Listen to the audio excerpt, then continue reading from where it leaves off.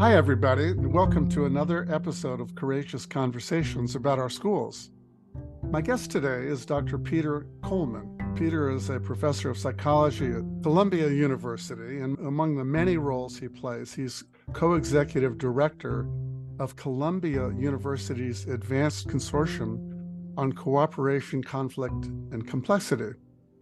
Since he is one of the world's leading experts on constructive conflict resolution, he's really the perfect guest for our podcast, which is trying to make sense of the culture wars in education and whether there's a way out of the toxic conflicts that are wreaking havoc on our public school systems around the country. Speaking of the way out, one of Dr. Coleman's recent books is titled The Way Out: How to Overcome Toxic Polarization. Peter, welcome to our podcast. Thank you so much for having me. Peter, in the book I just mentioned, you write, we are in the grip of a more than 50-year escalating trend of political, cultural, and geographical polarization. Talk to me and our listeners about what's contributed to that trend and what some of the effects of that trend have been. Yeah, so it's so thanks for the question. It's a complicated response that I'll oversimplify, but there is no one cause or driver for this, 50, 60-year pattern we're stuck in.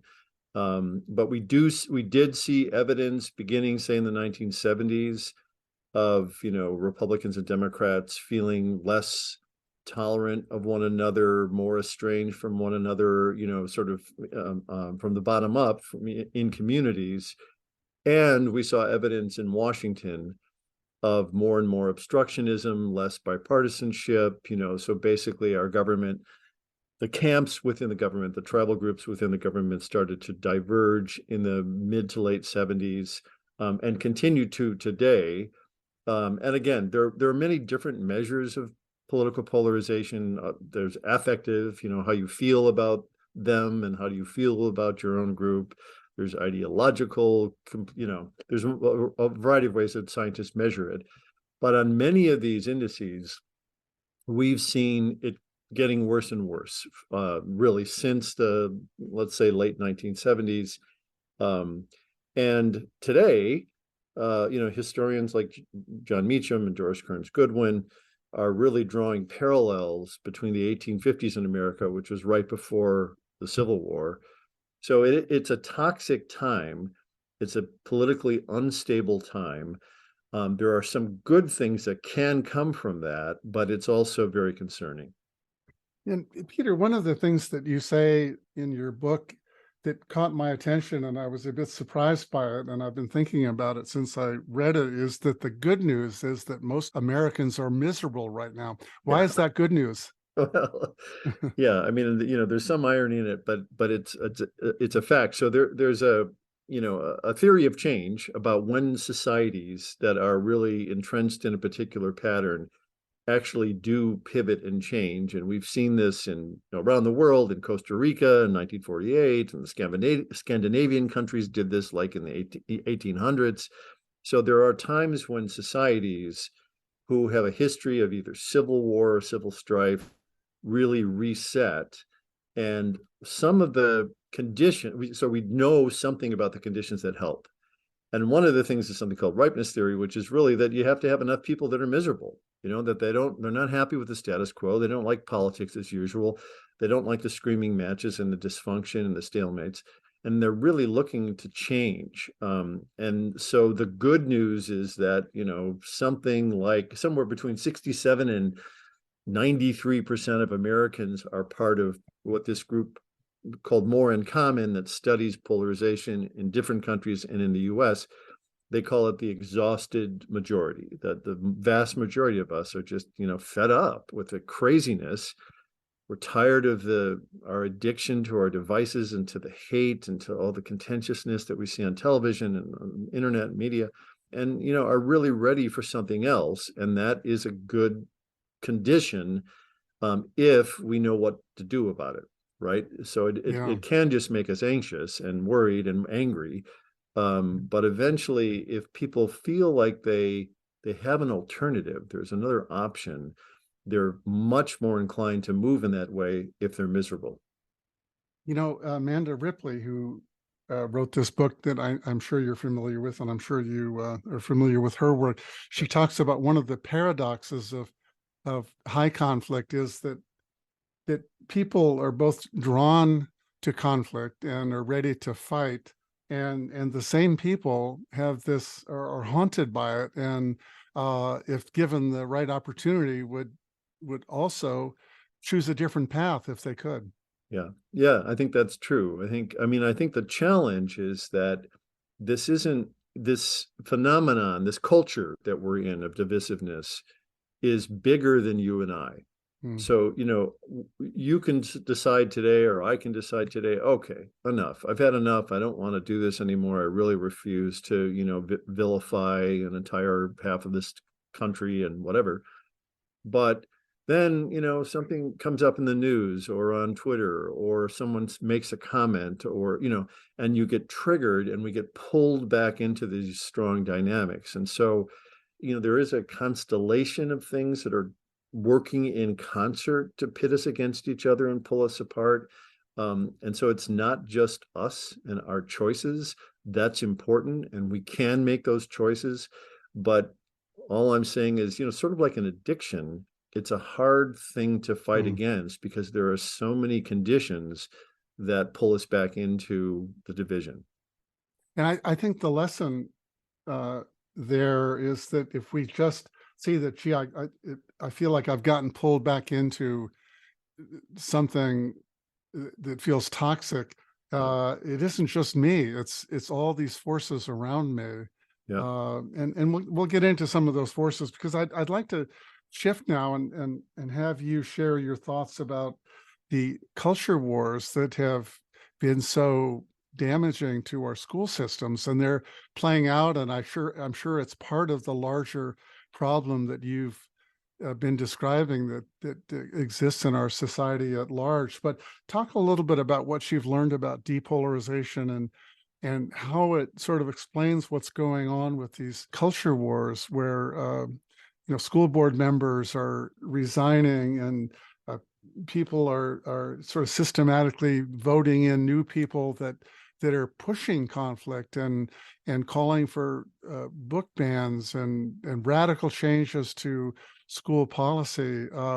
And whether you have some insights into what it will take for us to sort of escape these culture wars and get back to a place where not where there's necessarily no conflict or disagreement, because I think that's really a really essential, healthy part of any democratic process. But what will it take to get back to, so we can begin listening to each other and having our schools function the way that I think we all hope that they would? Yeah. So, along the lines of what I was just saying is, we are in an era where it's much more common to be triggered and frustrated and angry at, them and holding them responsible. So that's the backdrop for what's happening in our schools. I do think that what today we're seeing in the schools is, affected by this culture, affected by decades of, this political division. But I also think it's different because I think what we're seeing is, people are very sensitive to children. We're very affected by how children are treated, when children are abused, when children are shot, in school shootings, when we see children that are, affected by war, by famine, by, we are as a species very sensitive to children. And I do think that schools and young kids in schools are a very sensitive space in our society. And I think that there are, bad actors in the political space that are very aware of that. So there is an intentionality to what's happening in the schools. In other words, what I think is part of what's really driving that. Part of it, again, is just the culture that we're in. But I also think that there are intentional actors that are targeting schools, targeting librarians, and not only, what books the librarians, share or encourage students to read, but they're targeting them personally now, right? if you look into this, what you find out is that these are campaigns. These are not things that just happen like, in a local school and suddenly a mom says, hey, this isn't right. And, says something to the principal and pushes back.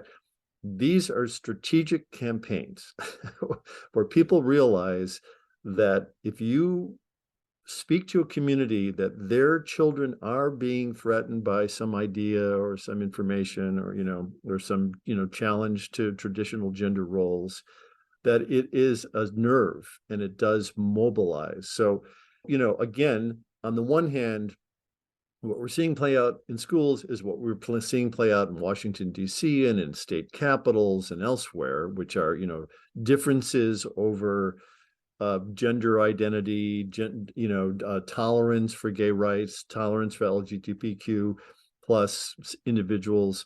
And that's, again, part of the national discourse right now.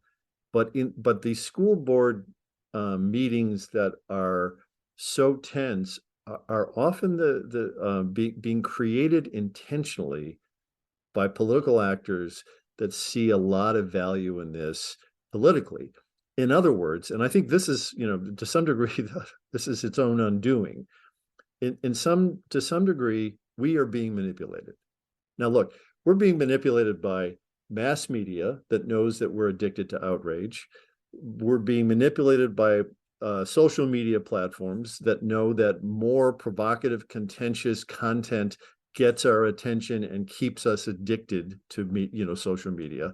So there's a lot of people at fault here, but there are also actors that are intentionally manipulating our concerns about our children as if this literally were like an armed gunman in our schools. Of course, there are armed gunmen in our schools, and that's not what we're focused on.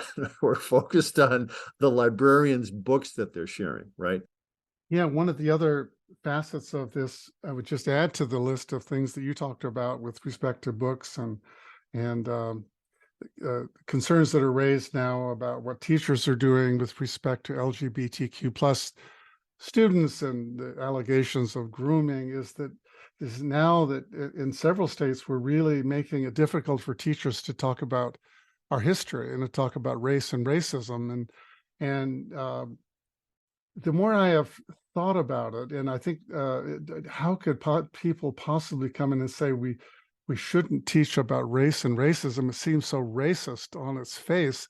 But I think what I'm beginning to understand is that the narrative that's being told about that to community members and parents is that it's not that they don't recognize that there are inequities and there's racism, but the story is being told that your kids, your white kids, are being made to feel shame and to feel guilty.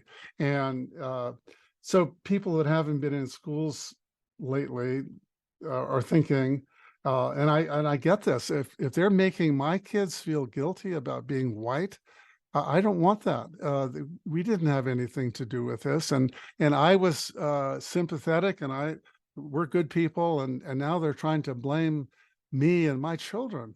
I think that's part of that's part of this deliberate campaign, is to appeal to that sense. But then people, more progressive people, say, well, wait a minute, that's just racist. You don't want to acknowledge, but it's actually not that they don't want to acknowledge and might even be willing to do something about racism, but they're responding to a different problem.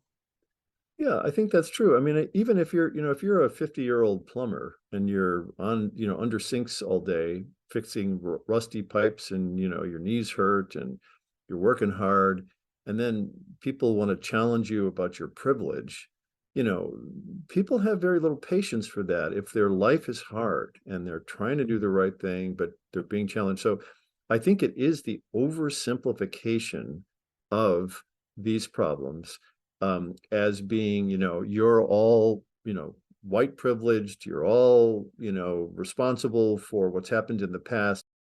So Peter, let's talk about what you might recommend to people in a school district where they truly have become exhausted, and you have school board members ready to quit. I didn't sign up for this kind of conflict, and people coming to meetings and yelling at me, or teachers who are feeling if they use certain vocabulary, they could be fired or sued because of new laws, and they're throwing their hands up and saying, yeah, I'm miserable like a lot of Americans are, and I'm ready to quit.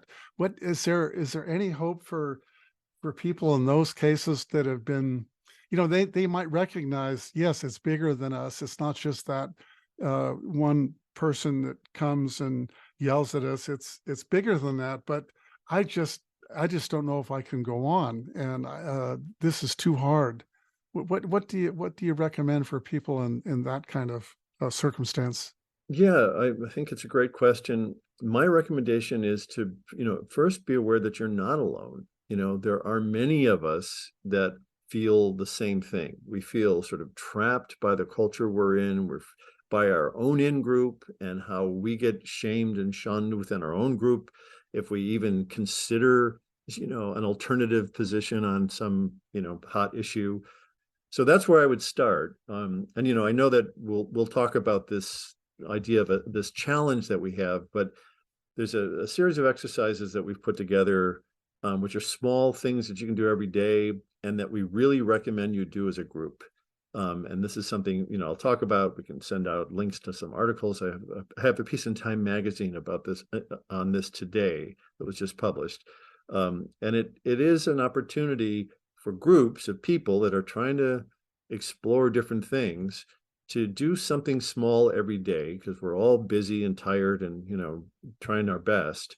But these are feasible little things that you can do to start to reflect on yourself, start to reintroduce some kind of honesty to your friend group in terms of your political ambivalence, maybe reach out to people on the other side, maybe work at the community level.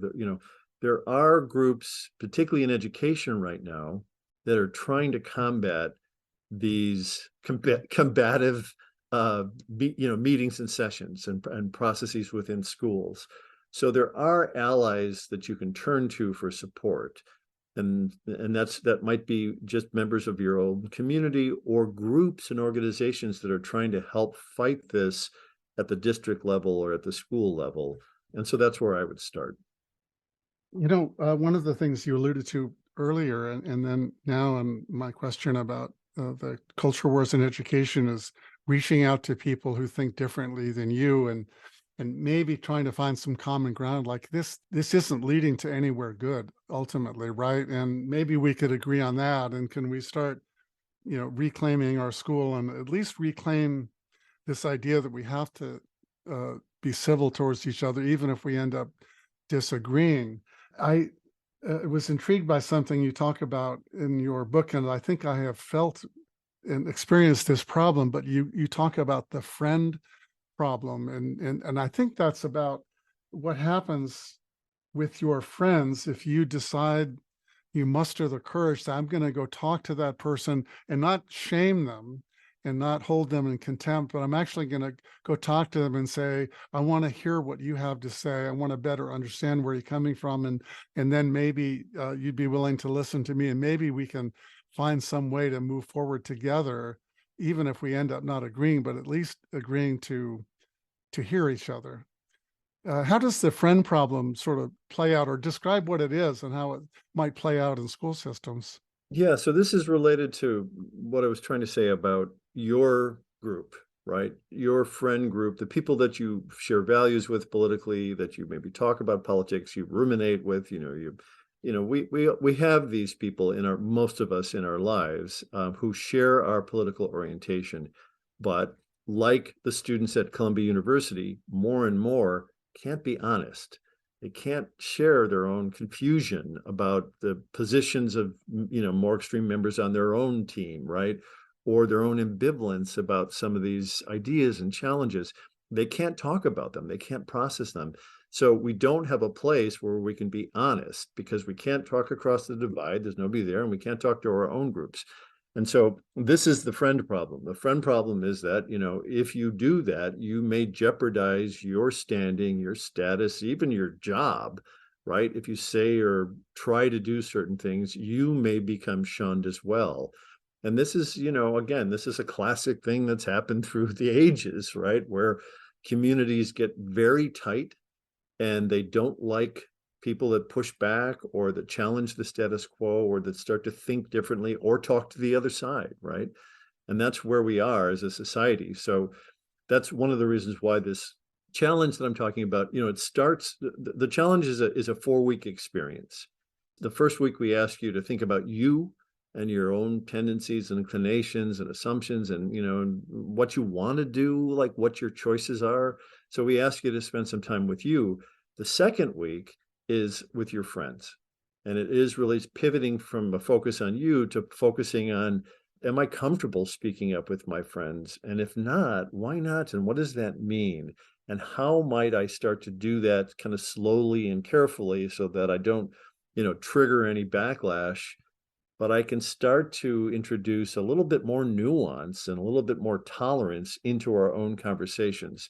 A key driver of this, the further and further our tribes get away from each other, and the more that we see them, on the other side as extreme, the more extreme we get, and the tighter we get, and the more afraid we are to speak up. And so working there, frankly, is for many of us makes us as anxious as reaching out across the divide, because there's so much at stake if you say and do things that your friends will react negatively to. So it's a tricky area. We respect that. But it's a critical area to start to think about and start to kind of nudge a bit in order to try to start to loosen that up. Yeah, I think what I have felt personally is that there's sort of the risk of feeling like you've betrayed your cause if you say, I'm going to listen and think about and reach out to people whose perspectives not only are different, but I think that I hold in contempt. But I'm going to start speaking with them. And perhaps I don't really understand them as well as I think I do. Perhaps not everyone on the other side is as bad as I think, but you do run the risk of having your friends think that you're by doing that. But what I have found, just where I came from personally, and I think this is probably what you're trying to do with the political courage challenges, I got tired of taking that position. It wasn't working. I'm only talking with people that think like me, and it's not working. It's only getting worse. And so what I have told my friends is that I have to find a different way. I want to start engaging with people who think differently than me. And in this podcast, I've invited people in who have made people who are part of the culture wars, claiming the schools are indoctrinating kids, and starting by making the problem more complex. Like, what exactly do you mean by indoctrination? And then asking a question like, well, if that's your definition and you don't like it, isn't the Pledge of Allegiance a form of indoctrination? And, that caused everyone on our call, when we talked about indoctrination, to pause and say, well, that does fit the definition, and I have to think about that a little bit. And as soon as people start pausing and say, I have to start thinking about it and inject a little humility into the conversation, then everything changes. Yeah, I think that's true. Amanda Ripley wrote a great article in 2018 about Jefferson County, New York, which is upstate New York, and the article was about the more politically tolerant counties in the country, and she profiled this particular place, a town up there, and one of the things that she saw up there, she found, was that there was a reverend who would every Monday morning would cook a breakfast himself, and he said it was a great breakfast. And he would invite people across the political spectrum to come to breakfast, and they would talk about politics. And then they would come back the next week. And he said they come back because the food's good, and the conversation is respectful and good, but, stimulating. And he said the benefit of that is that when people come back again and again, you start to talk about an issue long enough that you start to realize what you don't really understand, right? Because the truth is, let's take immigration. It's an immensely complicated thing, right? It has economic elements, it has moral elements. There's a lot. We're a nation of immigrants. There's that, right? So there are all these implications when we talk about something complicated like that, And yet what happens in the media and what happens through political speech is that it becomes simplified. We're talking about a wall, right? That's what it gets boiled down to. And the truth is, you can talk about the wall for, an hour, but then it's like, well, let's move on. What else is relevant here? And he said, that's why this works, is because people talk about complicated issues long enough until they realize, oh, I don't know. I don't really understand that. I don't know why that happens, and that's when things loosen up, right? Yeah. Another example of a complicated issue, and you alluded to it earlier when we talked about the examples of the culture wars and how they're playing out, is this idea of book banning. And it's like the wall is like that's the symbol of immigration. Are you for it or against it? And it's so much more complicated. Well, book banning is much more complicated. When I had people on this podcast talking about whether some books should be restricted or kids should be restricted from seeing some books, and there was this sort of, I'm for book banning, or they said, I don't want to call it book banning. We want to deselect them in these cases. We're not saying but I said, well, there are some books that I think all of us would agree shouldn't be in any school library, ones that teach kids how to make a bomb or that are just blatantly obscene, and they're not in libraries, and we all agree. So we do agree that some books should be banned from school libraries or school classrooms. So it isn't that everything should be allowed. The question is, where do we draw the line? What criteria do we use? And then it gets complicated. And as soon as we get to that point of realizing it's a little more complicated than we want to think it is, or people tell us it is, then people start listening a little bit, because I don't think I understand it as well as I should. And yes, this is a blurred line here when it comes to what we talk about with kids, or what materials we have them giving kids access to. Yeah, I think it's very important to share those conversations where, we really start to interrogate and question, what do we mean by these things, and what are the criteria, and what are the differences, and how subjective are these things? The other thing I just want to say quickly is I completely agree with your basic idea of bringing people in and trying to unpack these things that become oversimplified. I think that's very important.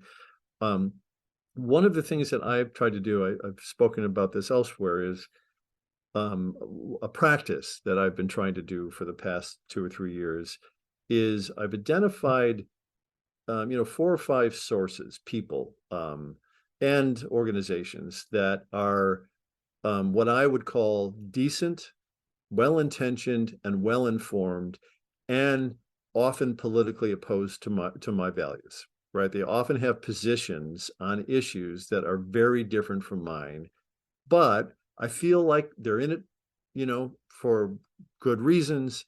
They keep informed historically and in terms of science. What happens when the news breaks is I go intentionally to these sources. So something happens, China, Russia, whatever, something happens that is going to be weaponized. And our tendency will be to go to our news that we're very comfortable with and listen to our news and not go to the other side. But what I force myself to do is try to find these people. Now, let me be clear. I don't go to the nutcases on the other side. There are many opinionated nutcases on both sides, and I don't waste my time there. I just feel like that's just bad faith. What I try to do is challenge myself in my own comfort zone, because I'm so inclined to just stay in my own rumor mill, or my own, rumination mill, and listen and hear the things that I want to hear. And you really have to push yourself these days, because of the divisions in the news, to find alternative points of view that you think are well-intentioned. You can still totally disagree with them, right? But then it's not personal and it's not reactive, it's intentional. That's a practice that I would recommend to everybody. And I think for me would be a litmus test. If I had a podcast, I'd want to say, is this individual well-intentioned, well-informed? And let's have that conversation, because that's a different level of conversation. One of the things I did last summer for our challenge is I went for a walk with a neighbor of mine who I had felt became estranged from. I'd known him for a while, just casually as an acquaintance, seemed like an okay guy. Then he started to talk about politics, and it seemed to me like he was insane. So I basically stopped talking to him for about a year and a half, and I intentionally reached out to him. Now, again, given what he was saying and the news he was consuming, I would have just written him off. But instead, I decided to ask him to go for a walk with me in the park outside, and we did that. And in the process of spending time with him, he told his story about where he came from, which gave me some context as to why he believes in the things he believes. I told my story and he heard it. And then we talked to a place where nuance arrived, right? At first, there were talking points and, a lot of, anger. But we kind of were able, through the time that we walked together, to ride through that wave and, get to a place that was a little bit more nuanced, where there was some doubt. And so what I want to be clear about is, what I was saying is that there are people in the public discourse that I've identified that I feel are decent, well-intentioned, well-informed, and often politically wrong, right? From my view, right? And those are the people I seek out. And that's my criteria. Do I feel like they're smart people? And I would say, so I'll name George Will is one, right? George Will is, I think, a very smart, well-intentioned, decent person. And then sometimes politically he says things, and I think, David Brooks, another one, many, I think, well-intentioned, whatever, but then sometimes he'll say things and I'll think, what are you talking about? How could you get there? So it is identifying people that you think are well-intentioned in the game, even if politically they're in a very different place from you. That's good. That's okay. We need that in our life. But I want to make a distinction between public personalities or public pundits and people in the rest of your life, because I wouldn't write people off that say things. We have an inclination. We hear one thing and it's like, oh, okay, we're out. I'm out. They've said that, no way. Well, that's what I did with this man until I forced myself to go for a walk with him. And then I got it. It's like, oh, this makes sense to me, given where you came from, what your experience is, the community you belong to. Like, I understand this now because I allowed myself to learn his context. So I want to be clear about, I'm not recommending that you necessarily write everybody off in your life, that has extreme opinions. But if you're going to consume information and news from the other side, have some kind of litmus test for who you think is well-intentioned in that space.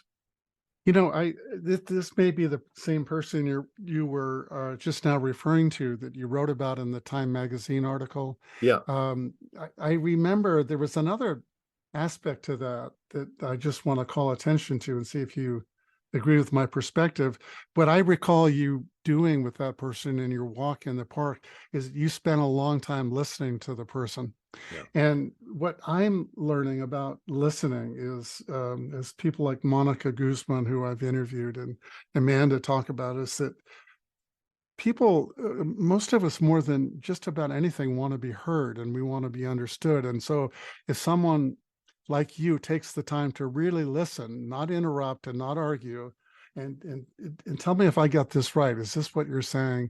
At some point, people really appreciate that and feel respected, even if they know you may not agree, but you're being curious, you're open to the idea that your understanding of me may be different than what I thought you would think. And then this particular person sort of came around and softened up a little bit and was open to the idea, and even was curious to know about your work and wanted to read your book. And even said, as I recall, that when you asked, are you going to vote for Trump again, said, I don't think so. Yeah. And probably would have said that. Yeah. Not if I was challenging him. Yeah. Right. Yeah. Right. No, it's right. true. So I want to say was a really interesting set of studies done by a neuroscientist that was published a few years ago about dialogue between what he would say is members of high power groups and low power groups. So he looked at Israelis and Palestinians in dialogue, and he looked at Arizonan citizens and illegal immigrants in Arizona in dialogue. Emile Bruneau was his name. He passed away about 2 years ago. And he did this study, and he was interested in what happens in these dialogues to really influence people's attitudes, soften them up, have them have their attitude shifts. And what he found is that when people feel when they feel in low power, when they feel one down, like Palestinians in Israel feel like second-class citizens, that they really need to feel heard, because they spend all of their life listening to the other and trying to pay close attention to them, because that's one way to control them and predict them, is listen carefully, but they're never heard, right? And so they really need to be heard in order for their attitudes to shift. Those in higher power, like us white guys, what we really need in order to shift is to shut up and listen. Because people listen to us most of the time, and we're used to that, and we're addicted to that. And so to really be quiet and listen to the other side. And I think that, was really held true for this past summer, because, there's been this political shift in this country since Trump lost the election and Biden won the election. And even though it's contested, there is this power dynamic that happens. And I do think a lot of Republicans and Trump Republicans feel misunderstood, alienated, held in contempt, and never listened to. And so the idea of listening to this person and allowing him to speak his piece was very intentional. And again, one of the things I did before I went on this walk with this neighbor of mine is I said to I prepared, and I said to myself, all right, what do I want to do here? Like, do I want to just challenge him and, counter him and humiliate him and whatever, take him to task? Or do I want to try to understand where this comes from and what does this mean and why is so passionate about it? And the only way I'm going to get there is if I shut up and listen. So importantly, we started by, I can't remember if he asked me or if I asked him first, but sort of like, what is your story? Who are you? Because we don't know each other, And so I told him my story of my upbringing and my religion and my, where I grew up and my siblings and my wife and my kids. Told him my story. He told me his story. And that's very important, because I think, we move to politics really quickly, which is, again, and we get into an issue that we don't know much about, and then we're stuck. And then we feel so much negativity about the other side that we can't get out of that. If you start with your stories, who are you? And you try to keep it personal and honest, that sets up a very different dynamic. And so from there, I just listened. My next question after was, who are you? Was, so tell me about your affinity to Trump. Can you elaborate on that for me? And he went into about a 40-minute, monologue. About 30 of it was tirade and, some, what I would say is relatively crazy talking points. I didn't challenge him. He expected me to, to do battle with me. He came prepared for battle. But I listened, and would sort of say, let me check my understanding. Is this what you're saying?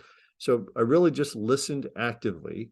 And then what happened is, as you were referring to, is that it was like we rode a wave, that he needed to say certain things and get through the talking points. He listens to a lot of Breitbart and a lot of, Fox News. And so he was hitting those kind of main talking points. But eventually he came to his own sense of ambivalence about the Trump, the candidate, the party. He really started to, because I wasn't keeping his defenses up by challenging him and I was just listening, he eventually worked through his own angst and came to his own doubt. And I think that's so much more powerful way for people to begin to be honest with themselves than if we're challenging one another and performing this sort of debate, which goes nowhere.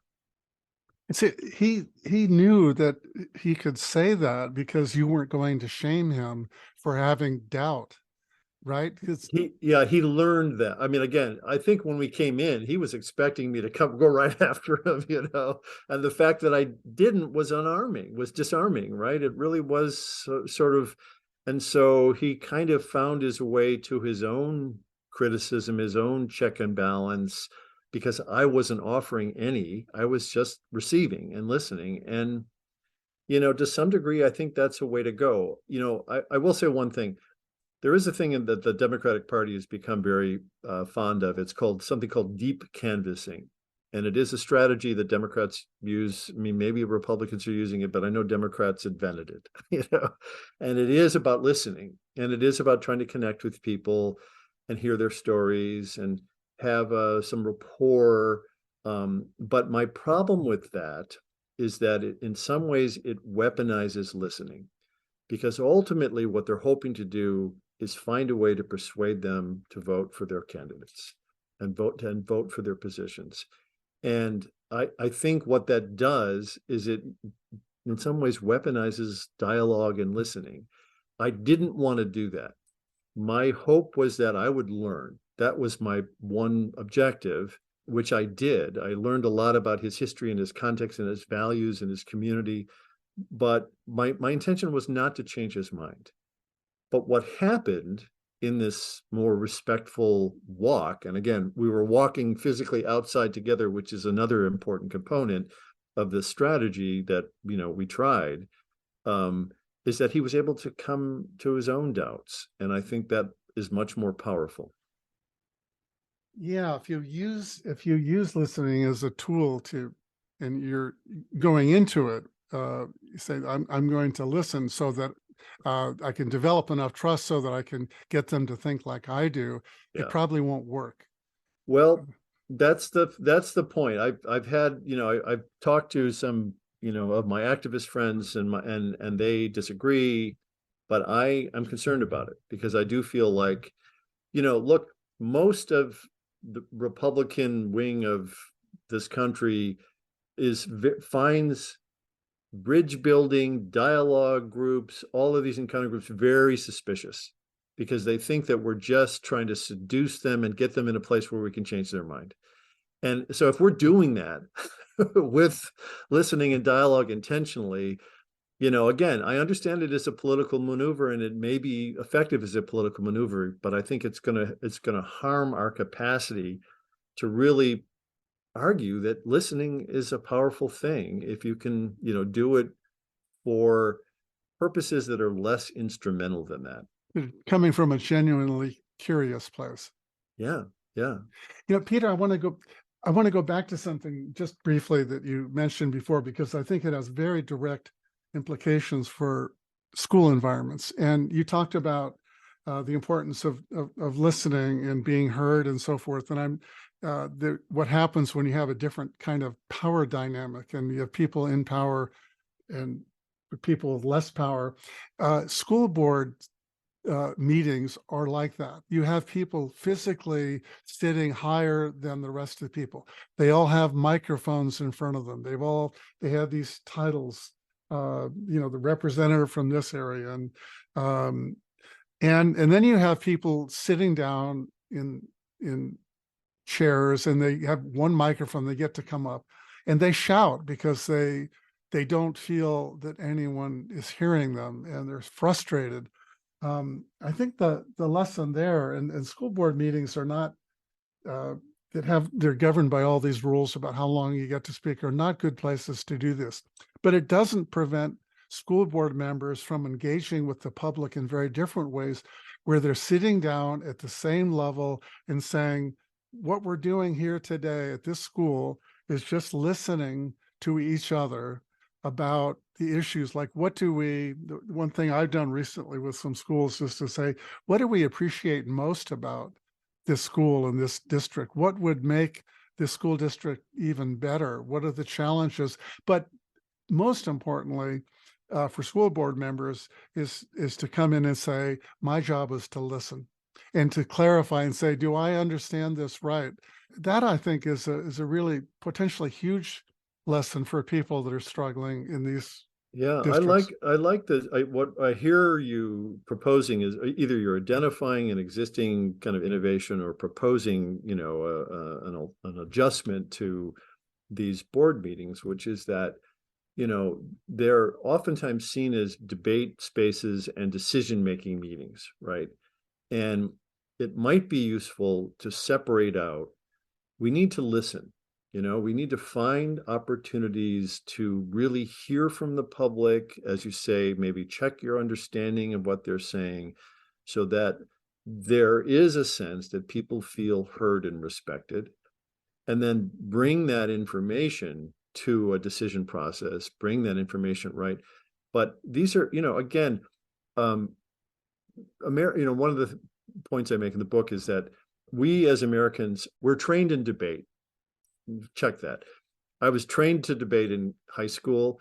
If you watch politics, it's about debate. If you watch Law and Order, it's about debate. Our court system's about debate. That's what we swim in. And so we think that the only way to talk about politics is to debate.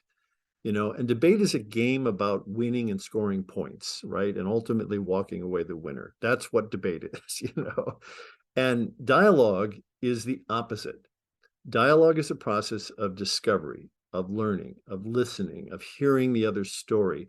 And the truth is, if you're really in dialogue and it's really not challenging and interrogating one another, but sharing your stories, not only do you learn about them and about the issues that you're trying to understand, but you often learn things about yourself that you weren't aware of. You start to say, it's interesting that I think one of the reasons I get triggered by this issue is my brother. My brother, this was very important to him, and he was an addict, or he was this, and so allowing yourself to discover doesn't happen in debate. In debate, you're listening very carefully because you want to hear flaws in their logic that you can weaponize and score more points, but you're not allowing yourself to discover. And so I think that becomes really important, is that these school boards allow for a space where they can really learn and allow these people to feel heard and respected. And maybe somehow, again, what it requires is more time, which, Americans don't like because we're busy. There's too much to do, right? But maybe there are chief listening officers that every school or school board has, which really, their role is to respectfully listen and collect information from people and then feed it back to the decision-making process. Maybe that's a whole component to these school board processes that is underappreciated. I was thinking about, if you were on a debate team and you told your debate coach, this other person said something that really got me thinking that maybe what I was saying that wasn't true. Yeah. The debate coaches would say, Shut whatever that you down. do, don't go there. Yeah, I know. That's weakness. Yeah, You're going to lose the debate if you do that. And unless it's a tactic that you're using to flip, to spring something on them, Yeah, Well, that's what I mean. They're competitive games. That's what debate is. But that's not, and even people that say, well, we need political dialogue, they really mean to political debate. That's really right. what they mean. Because we don't know about, where's dialogue in our society? It's in AA meetings, it's in Quaker meetings, it's in some friend groups when there's, we lose someone and people tell their stories about, it's not a pervasive thing in our society, and it's not something we consider in problem solving. We really move right to debate. Yeah, and having been a teacher educator most of my career, it's this idea of we like to think that we promote critical thinking, and how do you make sense of ideas and arguments, and what's a valid argument, and where does evidence and logic come into it, and we want people to learn how to do that. But there's another aspect to it that I'm learning now that really wasn't part of my work, and I don't think many of my colleagues, which is, what does it really mean to engage in dialogue and to listen, to try to understand it's mostly about how can I convince other people that my argument is a good one. And that's very, very different. And then I think about, Peter, there's just when young people see adults and leaders doing that kind of thing, and they show up or hear about what's going on school board meetings, it's no wonder that students themselves would do it with each other and with their parents. Of course. Yeah, absolutely. There is a thing in psychology called integrative complexity. It's a kind of way of problem solving, and it suggests that some of the best decisions are made and problems are solved by a combination of two things. One is widening your understanding of a phenomenon, different ways to think about it and look at it, and then ultimately synthesizing it to make a decision, right? You need to be able to open up in order to close. And that, there's a book called Super Forecasters. It's written by Philip Tetlock, and this is a project he's done called the Good Judgment Project with the CIA to try to understand the best decision makers and forecasters in the world. And this is what they do. And this is what we're talking about, is that through dialogue, you open up and you listen and you discover about things about yourself and your own ambivalence and the issues and the other. And you take a lot of broader information in, and then from that, you can make better decisions. We don't have patience for that. We need to invest in that first. You don't have patience for it unless you get to a point where you're just sick and tired and you're exhausted and you realize whatever I have been doing isn't working. Yeah. And then maybe you can open up to the possibility of doing something different. I've sort of come to that place myself after all these years and just getting beaten down with this polarization and feeling like this isn't working, not listening, not engaging. And so I've been doing more of it myself personally. And what I'm discovering is it's really gratifying. I'm learning about myself. I'm thinking about the problems differently. And I'm understanding that the people that I made assumptions about don't always think the way I thought they would think. It's easy to stereotype and to make assumptions about what I thought they believed. And for those reasons, I didn't want to talk to them. But now that I am, it's actually gratifying and I want to do more of it. So there is and I think in this political courage challenge you're talking about, the hope is that people will try these things, think about themselves a bit. And as they start engaging, will get more drawn into it because they'll discover some pleasant outcomes. Yeah, there's value in it for you and your experience of the world. Absolutely. Well, Peter, I want to thank you so much for being part of Courageous Conversations about our schools. I really appreciate you being part of this. My pleasure. It was a fascinating conversation. Thank you. I've learned more about conflict. I keep learning about conflict and my own assumptions about change, as you urge us to do, is we have to change our thinking about change. And I think I'm learning about what it might take to shift from the kind of unhealthy, toxic conflict we see in so many school systems, not to no conflict, but to the kind of healthy conflict that enables school systems, teachers, and school leaders to do better by the students and communities they serve. For those listening, you can find this and all of our episodes at schoolconversations.org and on most podcasting platforms, including Amazon Music, where they are featuring some of our recent episodes. I'm told that if you ask Alexa to play Courageous Conversations about our school's podcast, Alexa will play the most recent episode. Pretty amazing. Well, that's it for today. So long, everyone.